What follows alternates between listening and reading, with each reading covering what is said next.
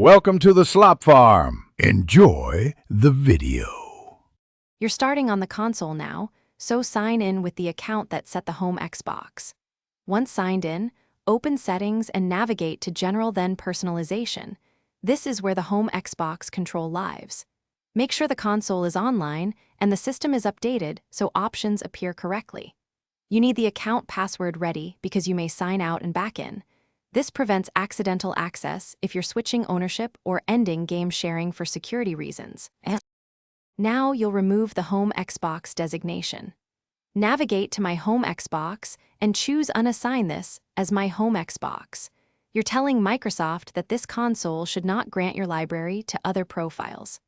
Once done, make sure to sign out any secondary accounts that used your library and remove the console from your Microsoft Account Devices page if you want a full disconnect. This prevents resharing if someone else signs in and protects purchases tied to your account. Finish by restarting your Xbox and testing with a different profile to confirm digital games no longer install or play. If shared games still show, change your account password and remove the console from account devices to force signouts. Once the password is changed, anyone using your credentials will be logged out. If the My Home Xbox option is absent or you encounter persistent errors, contact Xbox support and explain the steps you followed so they can